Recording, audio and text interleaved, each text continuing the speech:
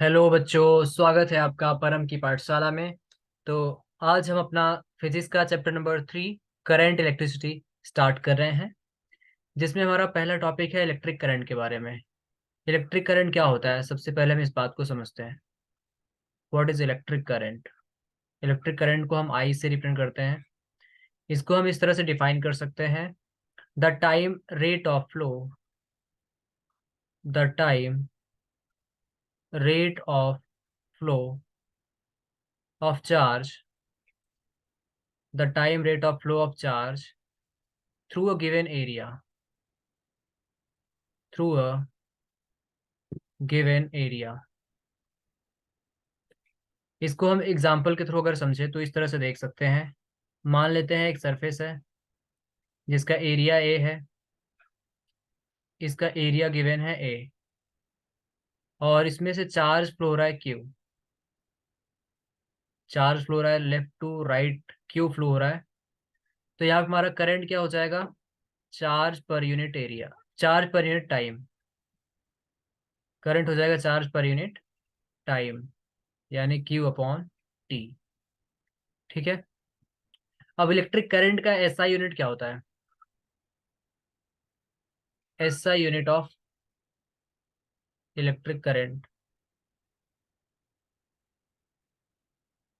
इसका SI unit हो जाएगा, फॉर्मूला है चार्ज अपॉन टाइम, तो यहाँ से आ जाएगा कूलम पर सेकेंड। तो एसआई यूनिट क्या हो जाएगा? Coulomb per second. इसको ही हम बोलते हैं एम्पियर। ठीक है। तो एम्पियर एक 7 फंडामेंटल क्वांटिटी में से एक फंडामेंटल क्वांटिटी है। जो एम्पियर है, एम्पियर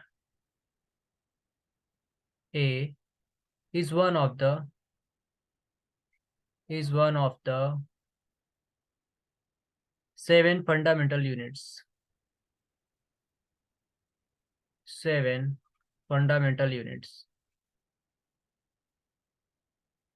अब करंट का डायरेक्शन कैसे हम पता लगाएंगे? Direction of current is along the flow of positive charge. जो करंट का फ्लो का डायरेक्शन है वो हमेशा पॉजिटिव चार्ज की ओर होता है, यानी कि जो नेगेटिव चार्ज है उसके अपोजिट डायरेक्शन में। तो नेक्स्ट पॉइंट हमारा हो जाएगा direction of current is along the flow of positive charge,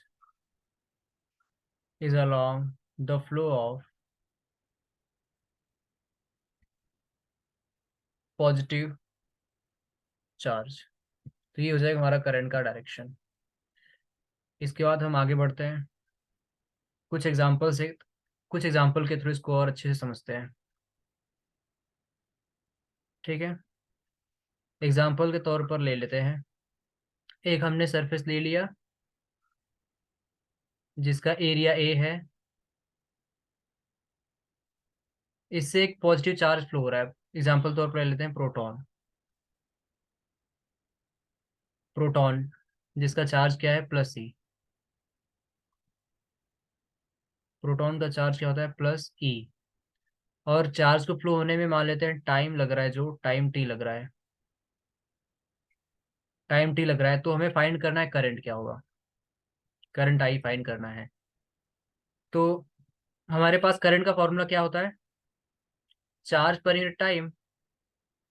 तो करंट, और ये जो चार्ज प्रोटॉन है, करंट का डायरेक्शन होता है पॉजिटिव चार्ज की तरफ। तो हमारा करंट हो जाएगा, चार्ज की जगह पर रखेंगे प्लस ई अपॉन टी, यानी ई अपॉन टी हमारा हो जाएगा करंट। एक और एग्जांपल देखते हैं। इसमें अगर हम इलेक्ट्रॉन को अगर फ्लो कराएं, ये सरफेस है, इसमें मान लेते हैं इसका एरिया ए है, और एक इलेक्ट्रॉन इसमें से फ्लो हो रहा है, यानी इलेक्ट्रॉन का चार्ज क्या हो जाएगा? ई, और टाइम लग रहा है टी। उसको फ्लो होने में टाइम कितना लग रहा है? टी। आपको फाइंड करना है करंट। तो करंट का फॉर्मूला अप्लाई करते हैं। करंट का फॉर्मूला क्या होता है? Charge per unit time, charge हमारा ई है, अपॉन टी। ठीक है। तो एक और एग्जांपल करते हैं जिसमें हम दोनों के कॉम्बिनेशंस देखेंगे। मतलब इसमें पॉजिटिव चार्ज ही फ्लो हो रहा है और नेगेटिव चार्ज ही फ्लो हो रहा होगा। तो ये इस तरह से एक सरफेस है जिसमें लेफ्ट टू राइट फ्लो रहा है प्रोटॉन, और राइट टू लेफ्ट फ्लो रहा है इलेक्ट्रॉन। प्रोटॉन को फ्लो होने में और इलेक्ट्रॉन को फ्लो होने में जो हमारा करंट आएगा, मान लो प्रोटॉन की वजह से करंट आएगा I1, left to right positive charge के डायरेक्शन में, और इलेक्ट्रॉन की वजह से जो करंट आएगा मान लेते हैं I2, जो कि इलेक्ट्रॉन के फ्लो के अपोजिट डायरेक्शन में होगा। ठीक है। और इन चार्ज को फ्लो होने में जो टाइम लग रहा है सरफेस से, वो लग रहा है टाइम T। तो हमें फाइंड करना है करंट कितना होगा, नेट करंट I। प्रोटॉन और इलेक्ट्रॉन की वजह से करंट कितना आएगा इसके बारे में पता लगाना है। तुम्हारा जो नेट करंट होगा वो दोनों करंट की वजह से आएगा, I1 प्लस I2 की वजह से। I1 प्रोटॉन की वजह से आ रहा है, तो इसका charge upon time, I2 electron का चार्ज E अपॉन टाइम। तो हमारा आंसर क्या हो जाएगा, 2E अपॉन टी। ये हो जाएगा हमारा नेट करंट। ठीक है। एक और क्वेश्चन देखते हैं।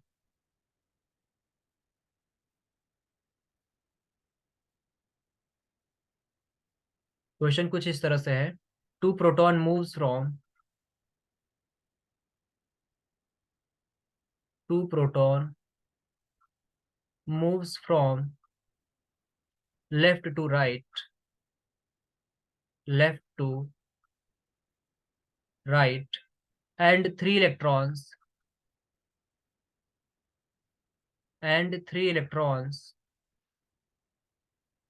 three electrons move from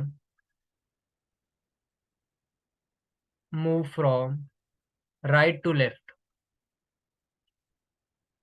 right to left through a given area, right to left through a given area in 1 second, through a given area in 1 second, find current। तो हमें current की value find out करनी है। ठीक है। चलिए इस question को जरा समझते हैं, फिर इसे सॉल्व करेंगे। Two proton move from left to right, दो प्रोटॉन है, एक सरफेस ले लेते हैं। अब इसमें दो प्रोटॉन लेफ्ट से राइट के डायरेक्शन में फ्लो कर रहे हैं। Two proton move from left to right and three electron move from right to left. Three electron right से लेफ्ट की ओर फ्लो हो रहे हैं। अब प्रोटॉन की वजह से हमें क्या फाइंड करना है, through a given area in two proton move from left to right and three electron move from right to left through a given area in 1 second, then find current. हमें current find करना है पूरे system का। ठीक है। तो मान लेते हैं प्रोटॉन की वजह से जो करंट आएगा वो I1 है, और इलेक्ट्रॉन की वजह से जो करंट आएगा वो इसके अपोजिट डायरेक्शन में, और ये I2। I1 और I2 ये दोनों सेम डायरेक्शन में हो जाएंगे। ठीक है। तो इलेक्ट्रॉन का चार्ज और प्रोटॉन का चार्ज ये गिवन है। प्रोटॉन का चार्ज हमारा Q1 कितना है, 2E, क्योंकि दो प्रोटॉन है, और इलेक्ट्रॉन का चार्ज मान लेते हैं Q2, ये कितना है, 3E। ठीक है। तो हमारा जो करंट आएगा पूरे सिस्टम का, करंट I, जो नेट करंट आएगा वो क्या हो जाएगा, I1 प्लस I2 दोनों का सम हो जाएगा, क्योंकि दोनों सेम डायरेक्शन में है। तो I1 की वैल्यू क्या हो जाएगी, Q1 upon T, plus I2 का वैल्यू क्या हो जाएगा, Q2 upon T. Q1 charge कितना है, 2E, time T। Q2 charge कितना है, 3, और टाइम लग रहा है T। तो यहाँ से हमारा करंट आ जाएगा 5E अपॉन टी। ठीक है। तो अब टाइम और इलेक्ट्रॉन का चार्ज ये हम पुट कर देते हैं इसमें। 5 इंटू इलेक्ट्रॉन का चार्ज 1.6 10⁻19, और टाइम की वैल्यू है 1 सेकेंड, जैसा कि क्वेश्चन में दिया है 1 सेकेंड। तो टाइम लग रहा है 1 सेकेंड। इसको जब कैलकुलेट करेंगे तो कैलकुलेट करके आ जाएगा 8 इंटू 10⁻19 एम्पियर। ये हो जाएगा इसका आंसर। ठीक है। ओके, तो आगे बढ़ते हैं, जरा करंट के बारे में कुछ और इन्फॉर्मेशन का पता लगाते हैं। अच्छा, एक इम्पॉर्टेंट बात है कि करंट कैसी क्वांटिटी है। करंट स्केलर क्वांटिटी है, वेक्टर क्वांटिटी है। तो करंट को वैसे हम ना ही स्केलर मानते हैं ना ही वेक्टर मानते हैं। करंट एक टेंसर क्वांटिटी होता है, दोनों के बीच की क्वांटिटी होती है। लेकिन अभी हम अपने सिलेबस के अकॉर्डिंग 12th क्लास में इसको स्केलर क्वांटिटी मान के चलेंगे। ठीक है, तो करंट क्या है कि scalar quantity. Note,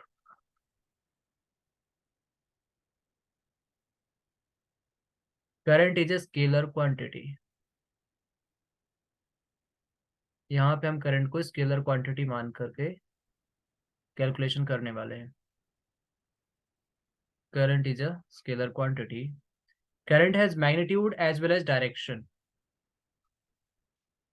scalar quantity क्यों बोलते हैं, इसके बारे में समझते हैं। Current has magnitude as well as direction, but still it is not a vector quantity. But still it is not a vector quantity because it does not follow, because it does not follow law of vector addition. Law of vector addition। जैसे हम example के तौर पर अगर इस बात को समझने के लिए एग्जाम्पल ले लेते हैं। ये मान लेते हैं एक वायर है जिसमें करंट I1 फ्लो हो रहा है, और करंट I1 की वैल्यू ले लेते हैं 2 एम्पियर। एक दूसरी वायर है, इसमें से करंट I2 फ्लो हो रहा है 3 एम्पियर। अब इन दोनों वायर से करंट होती हुई एक और वायर करंट कर देते हैं जिसमें करंट I3 फ्लो हो रहा है, और ये करंट I3 की वैल्यू का पता लगाना है। करंट I1 कितना है 2 एम्पियर, करंट I2 कितना है 3 एम्पियर। तो और I1 और I2 के बीच का एंगल है 90 डिग्री। ठीक है, तो अगर हमें यहाँ पे करंट I3 पता लगाना है, तो करंट I3 हो जाएगा I1 प्लस I2, यानी 2 ampere plus 3 ampere equal to 5 ampere. तो करंट आ जाएगा 5 एम्पियर। ठीक है, तो ये इस करंट को हमने जैसे सिंपली स्केलर एडिशन करते हैं वैसे ही ऐड करके सॉल्व किया यहाँ पे, जबकि हमने ऐसा कुछ नहीं देखा कि ये करंट I1 2 एम्पियर है, I2 की वैल्यू 3 एम्पियर है, इनके बीच का एंगल 90 डिग्री है, तो हम कुछ वेक्टर का कॉन्सेप्ट अप्लाई करके एडिशन करें। वेक्टर एडिशन इसमें नहीं करना है। इसमें सिंपली जंक्शन पे जितनी करंट आ रही है और जितनी करंट जा रही है उसके हिसाब से हम कैलकुलेशन करेंगे, तो करंट I3 कितना आया 5 एम्पियर। ठीक है,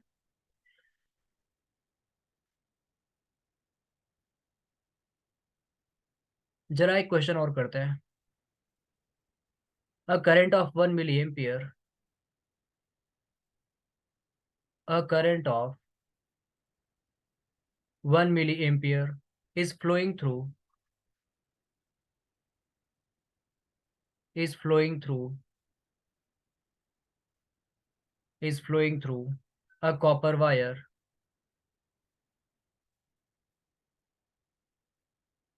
is flowing through a copper wire.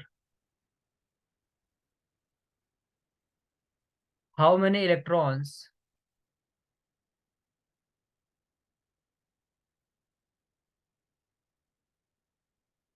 how many electrons will pass a given point, will pass a given point in 1 second, in 1 second। और इसमें इलेक्ट्रॉन का चार्ज गिवन है इक्वल टू 1.6 इंटू 10⁻19 कूलम, जो कि आपको पता होता है। इस क्वेश्चन में कुछ चार ऑप्शन भी दिए हैं। ऑप्शन ए है 6.25 इंटू 10 पावर 19। क्वेश्चन में क्या पूछा है, how many electron will pass a given point. और option B 6.25 into 10 power 15। Option C है 6.25 इंटू 10 पावर 31। ऑप्शन डी है 6.25 इंटू 10 पावर 8। ठीक है, ये क्वेश्चन है, a current of 1 milliampere is flowing through a copper wire, how many electron will pass, how many electron will pass a given point in 1 second. 1 second में कितने electron पास होंगे। तो एक बार आप लोग ट्राई करें। ठीक है, आप लोग का आंसर आ गया होगा। तो ठीक है, फिर आगे हम देखते हैं इस क्वेश्चन को कैसे सॉल्व करेंगे। अगर आंसर नहीं आया है तो आप लोग समझने के लिए कोशिश करिए, और आ गया है तो बहुत अच्छी बात है। तो इस क्वेश्चन को हम आगे देखते हैं। एक हमने वायर लिया और इस वायर में करंट आई फ्लो हो रहा है 1 मिली एम्पियर, जिसे हम एम्पियर में कन्वर्ट करेंगे तो 10 पावर 3 - 3 एम्पियर आ जाएगा। और हमारे पास करंट का फॉर्मूला क्या है, करंट होता है चार्ज पर यूनिट टाइम, और चार्ज को हम लिख सकते हैं number of electron N into E, और टाइम यहाँ पे डिवाइड हो जाएगा टाइम से। तो आई क्या बन गया हमारा, N into E upon T. यहाँ से हम एन की वैल्यू फाइंड आउट कर सकते हैं। करंट कितना है 10 पावर - 3, और number of electron N, electron का चार्ज कितना है 1.6 इंटू 10 पावर - 19, और टाइम 1 सेकेंड में फाइंड करना था ना, तो 1 सेकेंड के लिए टी की वैल्यू टाइम हमने रखा 1। तो यहाँ से एन कैलकुलेट करेंगे तो एन आ जाएगा 1.6 10 पावर - 19, सॉरी,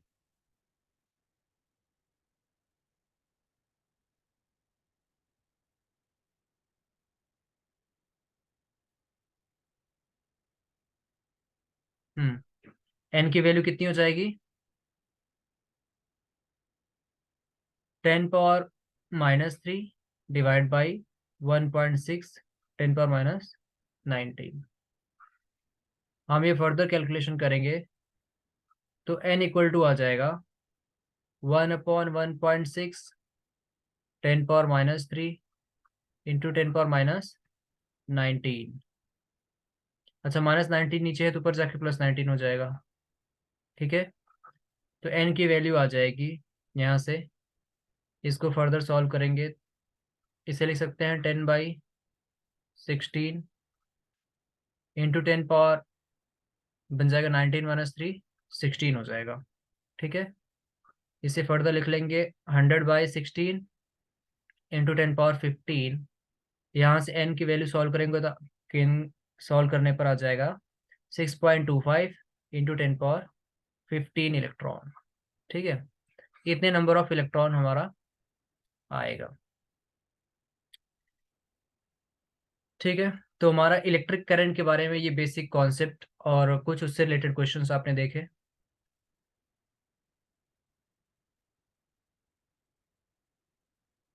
अब हमारा अगला टॉपिक है, next topic, average and instantaneous current. Average and instantaneous current, average and instantaneous current. अब एवरेज और इंस्टेंटेनियस करंट क्या होता है इसके बारे में बात करेंगे। एवरेज करंट के बारे में बात करेंगे तो किसी टाइम इंटरवल में जो करंट आएगा, और इंस्टेंटेनियस करंट का मतलब होता है कि किसी पर्टिकुलर इंस्टेंट ऑफ टाइम पर जो आप करंट फाइंड आउट कर रहे हो। ठीक है, अगर मान लेते हैं इफ चार्ज क्यू गिवन है, if charge Q is given, तो हमारा इंस्टेंटेनियस करंट यहां से आ जाएगा dq/dt। ठीक है, अगर चार्ज क्यू गिवन है, तुम्हारा इंस्टेंटेनियस करंट क्या हो जाएगा? D Q by D T. ये है हमारा instantaneous current.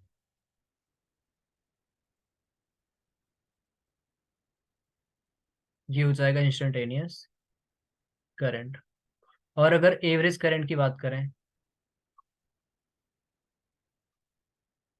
Average current, I average,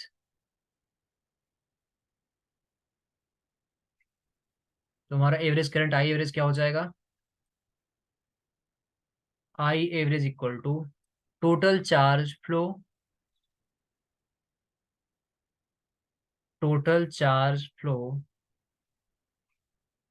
divide by total time taken, divide by total time taken. इसे हम फर्दर इस तरह से भी लिख सकते हैं, I average equal to delta Q upon delta T, या Q2 minus Q1 upon T2 minus T1, जिसमें T1 टाइम पर हमारा चार्ज Q1 है, T2 टाइम पर चार्ज Q2 है। ठीक है। चलिए अब एवरेज और इंस्टेंटेनियस करंट के बारे में कुछ बेसिक इन्फॉर्मेशन और इससे रिलेटेड फार्मूला आपको पता लग गया है, तो हम एक क्वेश्चन कर लेते हैं।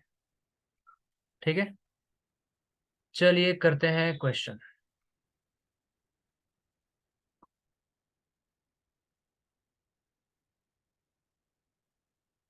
तो क्वेश्चन कुछ इस तरह से है।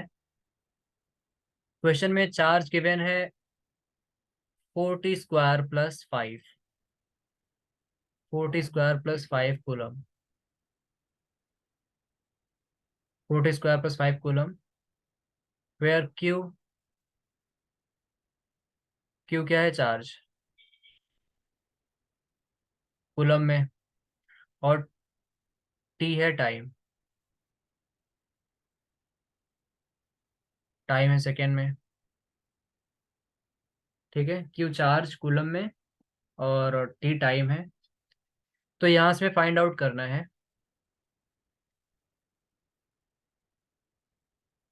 जो हमें फाइंड करना है उसमें फर्स्ट पार्ट है करंट एट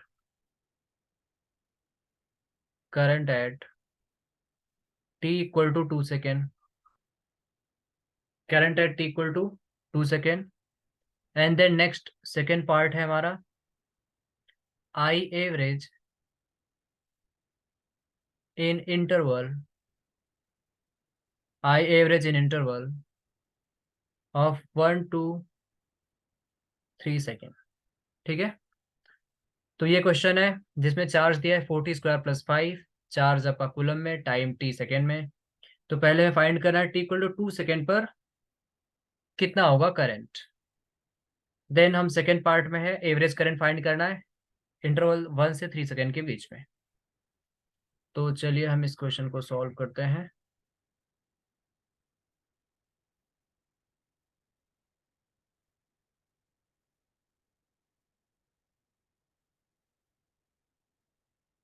हम्म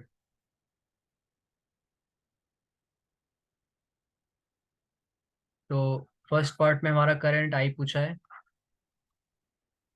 तो करंट क्या हो जाएगा?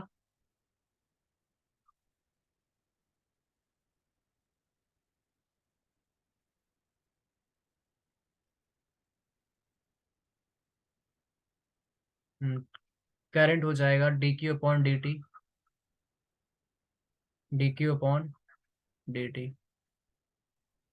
चार्ज की वैल्यू d/dt करेंगे चार्ज के लिए। ये दिया है चार्ज 40² + 5, यहाँ पे इसको डिफरेंशिएट करेंगे, 4d/dt t² + d/dt/5।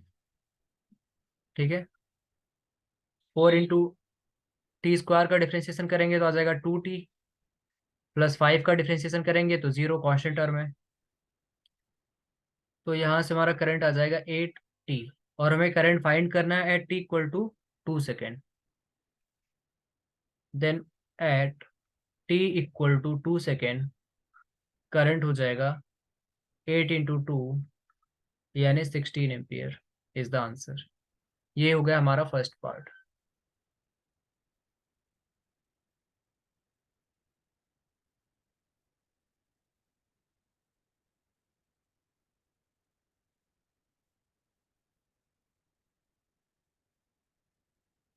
ये हो गया फर्स्ट पार्ट।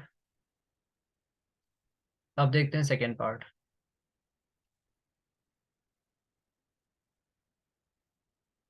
हम्म सेकेंड पार्ट में क्या पूछा है, एवरेज करंट। तो एवरेज करंट का फॉर्मूला भी हमने देखा था, delta Q upon delta T, या Q2 minus Q1 upon T2 minus T1। तो सबसे पहला काम हम करते हैं, टाइम T1 यानी इंटरवल में, इसमें 1 से 3 सेकंड के बीच में पूछा है ना। हाँ, इंटरवल दिया है 1 to 3 सेकेंड, 1 to 3 सेकेंड। तो हम यहाँ पे at time T1 equal to 1 second पर पहले फाइंड आउट कर लेते हैं चार्ज कितना है। तो चार्ज Q1 आ जाएगा 40 स्क्वायर प्लस 5 में पुट करेंगे तो आ जाएगा 4 इंटू टी की वैल्यू 1, 1 का स्क्वायर प्लस 5। इसे कैलकुलेट करने पर आ जाएगा 4 + 5 यानी 9। ये हो गया हमारा 9 कूलम। इसके बाद at time T2 = 3 second, time T2 = 3 second पर हम चार्ज फाइंड कर लेते हैं। तो Q2 हो जाएगा 4 × 3 का स्क्वायर प्लस 5, 4 × 3 × 3 = 9 प्लस 5, 36 प्लस 5, ये कितना आ जाएगा 41 कूलम। ठीक है। तो यहाँ से हमारा एवरेज करंट आ जाएगा। सारी वैल्यूज को पुट कर देते हैं। Q2 की जगह पे 41, माइनस Q1 की जगह पे 9, डिवाइड बाई टाइम T2 की जगह पे 3 माइनस 1। तो 41 में से हम 9 को माइनस करेंगे तो कितना आ जाएगा 32/2। इसे फर्दर डिवाइड करने पर आएगा 16 एम्पियर। तो हमारा फर्स्ट पार्ट में इंस्टेंटेनियस करंट कितना आया था, 16 एम्पियर। और सेकेंड पार्ट में एवरेज करंट भी कितना आया, 16 एम्पियर। ठीक है। ओके, ठीक है बच्चों, तो आज की क्लास में हम इतना ही करते हैं। बाकी आगे करंट के बारे में जो भी इंफॉर्मेशन है, आगे के कॉन्सेप्ट हम नेक्स्ट क्लास में करेंगे। ठीक है। Okay, bye bye, take care. अच्छे से आप लोग पढ़ाई करिए और ठीक है, अच्छे से पढ़ाई करते रहिए और घर पे खूब क्वेश्चन सॉल्व करिए इससे रिलेटेड। बाकी के जो भी टॉपिक है हम नेक्स्ट क्लास से बाकी के टॉपिक करते हैं। ठीक है। Okay, all the very best.